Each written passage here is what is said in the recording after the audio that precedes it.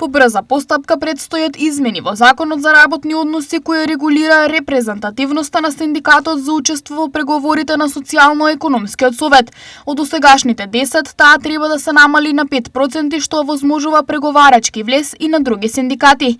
По овој повод денес се одржа средба помеѓу представници на синдикатите и председателот на Комисијата за економски прашања, труд и енергетска политика Бојан Стојановски. На средбата од непознати причини немаше представници од ССМ.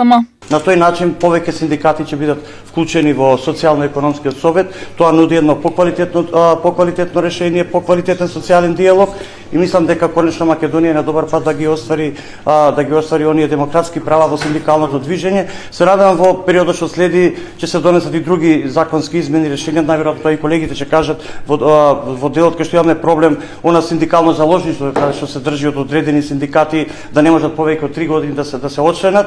Овој момент за мене среќен сум што се донесува еден ваков акт, за да може и помалите синдикати, под наводници помали, бидејќи ние за цело време од скоро 30 години не успеаме да дојдеме до тој цензус, бидејќи имаме отпори не од властите од Македонија, највеќе од Сојузот на синдикатите на Македонија. Ова сметаме дека ќе го демократизира, ќе ја демократизира репрезентативноста на синдикатите во економско-социјалниот совет и ќе даде можност повеќе синдикати да ги репрезентираат вработените. Нешто кое што сметам дека е клучно, бидејќи на таков начин повеќе синдикати и повеќе работници ќе бидат представени на тој економско-социјален совет